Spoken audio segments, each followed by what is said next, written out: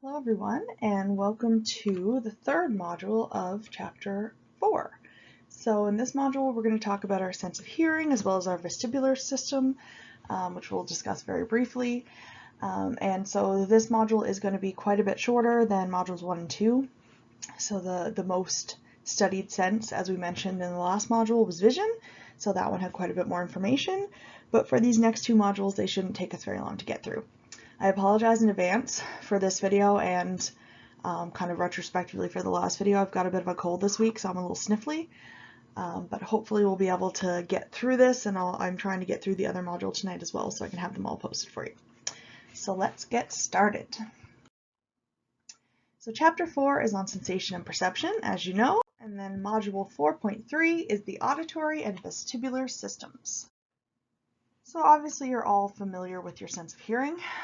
It's also known as audition, and it provides a vital link with the world around us. So the stimulus for this sense is actually a wave of pressure. So if we talk about light waves as being the stimulus for vision, then we would say that sound waves, which are waves comprised of kind of pressured air, are actually going to be the stimuli for our sense of hearing. So basically they're created by vibrating objects or by the release of compressed air, and they cause molecules in a transmitting substance, e.g. the air, to move together or apart, producing variations in pressure that radiate.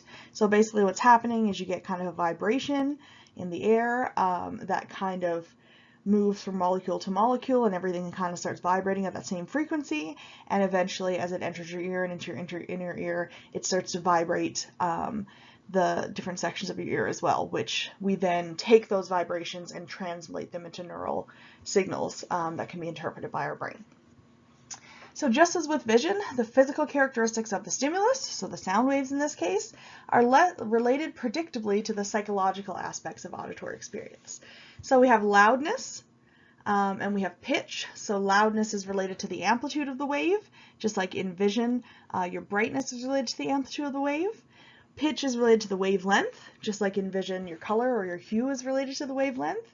And there is actually a third called timbre, which is basically related to the complexity of the waves, just like saturation would be in vision, but it's not actually discussed in this textbook, so in the interest of time and making it less stressful for you guys, I'm going to leave that one out for the purposes of this test. So with respect to loudness, as I mentioned, it relates to the intensity of the wave's pressure, which would correspond to that amplitude of the wave. So how high the wave is from basically the peak to the trough. And so it can be affected as well by how high or low a sound is. So just like in vision, we said that the brightness of a color can actually be affected by the wavelength as well. So it can be affected by the actual color itself. The same thing occurs with audition. So the amplitude of the wave is what causes the loudness, but it can also be affected by the pitch as well.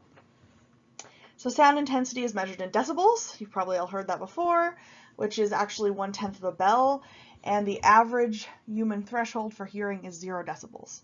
So basically we created this scale and put the 0 at the point at which the typical human cannot any longer detect the stimulus.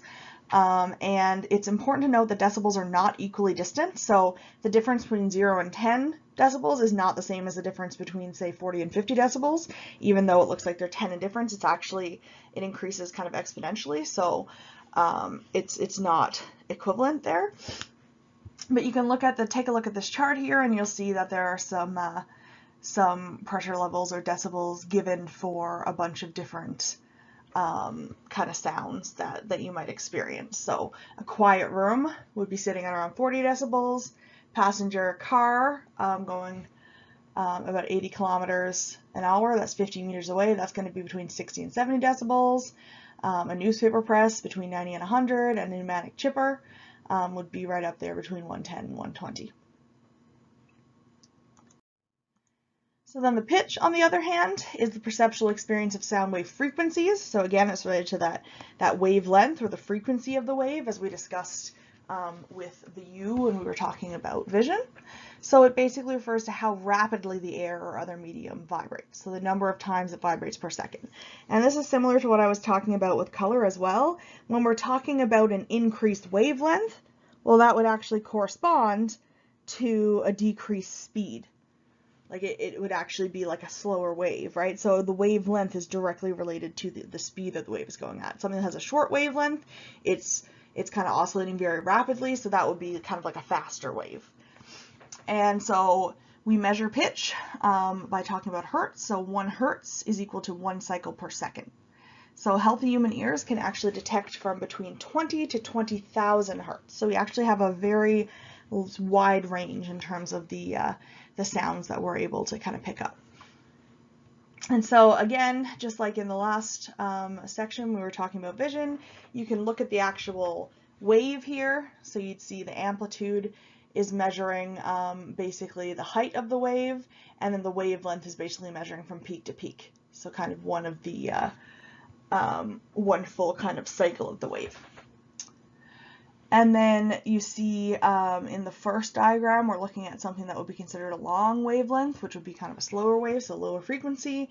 And in the second, we can see that it's a short wavelength, so it oscillates very rapidly. And so the wavelengths are short, which means that it's a high frequency sound. It's occurring much more frequently. Now we're going to talk briefly about the structure of the ear. And again, I mentioned this in the last module. This is typically something that I like to ask a test question on. In terms of labeling, but obviously with the kind of test we're doing right now, labeling doesn't really make any sense. So it's more important to just kind of generally know these components and kind of like a brief definition of them. So be able to pick them out in like a multiple choice question or something like that. So the ear has a middle, an outer, and an inner section. The outer ear is the pinna, so that's the part that you can kind of grasp that's on the side of your head. And it's used to collect sound waves which pass through the auditory canal. So if you've ever used a Q-tip, you're basically inserting the Q-tip into your auditory canal. And then the end of that auditory canal is where the outer ear meets the inner ear, and that's where your eardrum is. So basically your outer ear consists of the pinna and the auditory canal, and then you have the eardrum, which separates the outer ear from the middle ear. And then within the middle ear, you have the 3 tiny bones known as ossicles.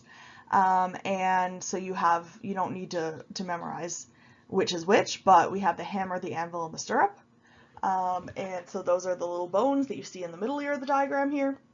And then you have something called the oval window, which sits between the middle ear and the inner ear and kind of separates those 2 sections from each other. So basically what happens is that when a sound wave comes into your ear and enters through the canal, it hits the eardrum, and the eardrum begins to vibrate with the same frequency and amplitude as the actual sound wave itself. And the vibration, because those bones are all touching, one's touching the eardrum, and then it's touching the other 2, they're kind of connected in a row. Basically the vibration gets kind of transferred through them, so from the eardrum to one bone, the other bone, and the other bone, until finally they're pressing up against the oval window that leads into the inner ear. And so here you can kind of see what I'm talking about with the oval window. So as the vibration is passed through those bones one by one, first the hammer, then the anvil, then the stirrup, which you can see looks like a little stirrup, that's where it gets its name. The vibration begins to increase in intensity, and then it vibrates up against that oval window membrane.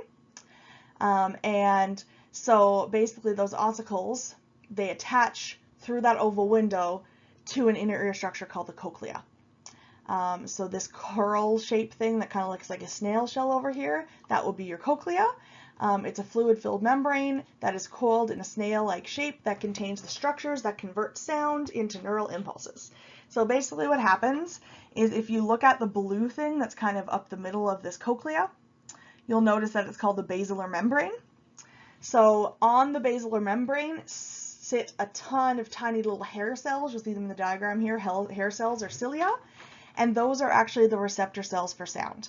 So those hair cells, because the oval window starts to vibrate, because you have the vibration traveling through the eardrum, the bones, and the oval window, it starts to make the fluid, which is shown here kind of as clear within the cochlea, it starts to make that fluid kind of vibrate back and forth. You can imagine kind of like waves on the ocean. And then based on how that fluid is moving and how it brushes up against those cilia on the basilar membrane, that's basically how those receptor cells get their information. So their movement, when they start to move with that same kind of vibration as all the other components of the ear, they stimulate the cells for the auditory nerve. And so then that information is transduced using that process of transduction we talked about in the first section. and converted into a neural impulse, which is sent through the auditory nerve up into the brain. So again, here's just a nice diagram that kind of shows you just another kind of look at the human ear. So you see you have the pinna, which is that outer piece. You've got the auditory canal, which ends with the eardrum, which is where the middle ear begins. Then you see your ossicles.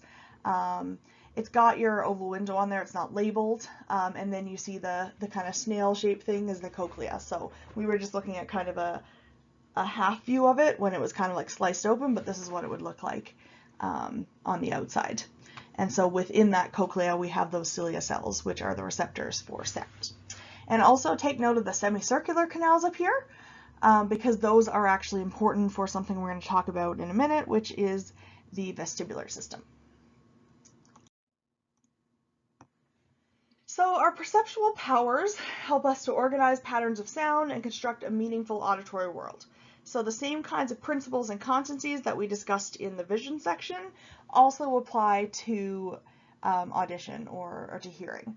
So we have things like figure and ground. So just like we talked about kind of there being one figure that kind of sticks out from the background of, say, a painting or something, we can say the same thing about, say, if you're listening to a song, you hear the voice, and maybe the voice kind of sticks out at you, and then the music is all, like the instruments are all kind of in the background. So in that case, the voice will be considered the figure, and all the other instruments will be considered the ground. So depending on what you're paying attention to, the figure can change, but that's still that same property of picking one thing that's kind of the center feature, and everything else kind of is the background.